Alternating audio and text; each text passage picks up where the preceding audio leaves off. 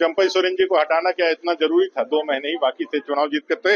अगर जीतते तो आप वापस मुख्यमंत्री बनते, लेकिन उनको भी मालूम है कि इस बार जनता उनको वापस जिताने वाली नहीं है, इसलिए 2 महीने भी वो सत्ता से दूर क्यों रहे। नमस्कार दर्शक, देख रहे हैं आप, मैं हूं अमित कुमार। झारखंड की सियासत में इन दिनों काफी उठापटक चल रही है। 3 तारीख को कह लें तो इंडिया गठबंधन की एक बैठक होती है मुख्यमंत्री आवास में, और उसके बाद सर्वसम्मति से वो अपना विधायक दल का नेता चुनते हैं। यानी विधायक दल के नेता होते हैं हेमंत सोरेन। फिर हेमंत सोरेन के साथ चंपई सोरेन जो झारखंड के मुख्यमंत्री थे, वो आनन फानन में शाम 7:30 बजे राजभवन पहुंचते हैं और अपना इस्तीफा सौंपते हैं। उसके बाद फिर नई सरकार यानी नई मुख्यमंत्री बनाने को लेकर कवायद चलती है।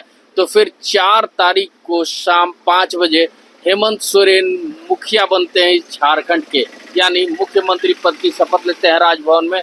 फिर अब 8 तारीख को विशेष सत्र बुलाया जाता है, यानी विशेष सत्र होता है विधानसभा में। विधानसभा में विशेष सत्र के दौरान विश्वास मत हासिल करने के लिए ये सत्र बुलाया गया है। इसको लेकर आज अमर बावरी क्या कुछ कहते नजर आ रहे हैं, आइए देखते हैं।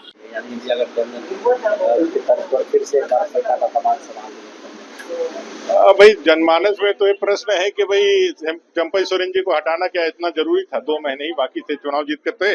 अगर जीतते तो आप वापस मुख्यमंत्री बनते, लेकिन उनको भी मालूम है कि इस बार जनता उनको वापस जिताने वाली नहीं है, इसलिए 2 महीने भी वो सत्ता से दूर क्यों रहे। वो सत्ता अपने पास केंद्रित करना चाहते थे, और खास करके इस हेमंत सोरेन जी तो एक मुखौटा है। उनके पीछे जो काम करने वाले लोग हैं, जो सत्ता के मेन खिलाड़ी हैं, वो लोग सत्ता से दूर नहीं रहना चाहते थे। इसलिए उन्होंने सारे लोगों ने मिलकर के इनको वापस सत्ता में बैठाया है, ताकि दोनों हाथों से मुक्त कंठ से इस झारखंड की जनता को लूटे और अपनी तिजोरी हुए। 8 तारीख को सदन भी बुलाएंगे। वो विश्वास का मत प्रस्तावित करेंगे और पास भी करेंगे। अगर मैं चुनौती देता हूं, विश्वास मत प्राप्त करने से पहले आप अपना मंत्रिमंडल का विस्तार कर लीजिए, उसके बाद जाके विस्तार कीजिए। वो नहीं करेंगे। अरे स्वार्थी लोग हैं, भ्रष्टाचार करना उनका डीएनए में है, तो चाहेंगे कि भाई हम पहले अपने किलाबंदी कर लें, उसके बाद लूट चालू करें। कितना भारी कर सकता है? अब ये तो जनता बताएगी, लेकिन एक व्यक्ति के रूप में भी और राजनीतिक कार्यकर्ता के रूप में भी जो हुआ वो अच्छा नहीं हुआ।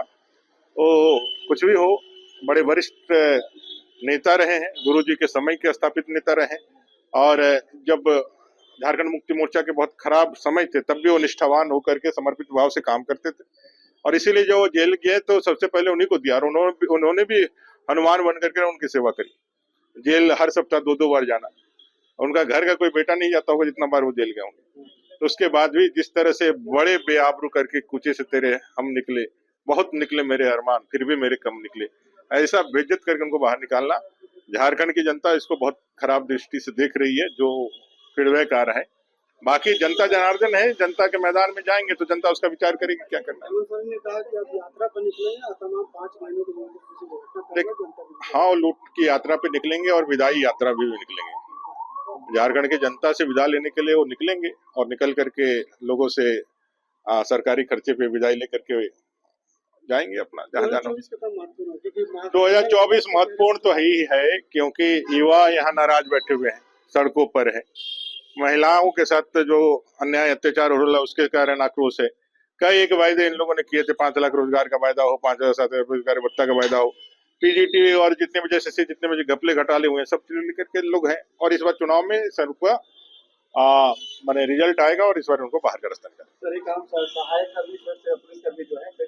तो अभी आपने देखा कि अमर कुमार बावरी क्या कुछ कहते नजर आ रहे थे। वो सीधे तौर पे कह रहे थे कि ये सत्ता के लोभी लोग हैं जो केवल सत्ता में बने रहना चाहते हैं, नहीं तो क्या जरूरत आन पड़ी थी कि आनन फानन में मुख्यमंत्री यानी चंपई सोरेन को इस्तीफा देना पड़ा और दोबारा से हेमंत सोरेन मुख्यमंत्री बन जाते हैं।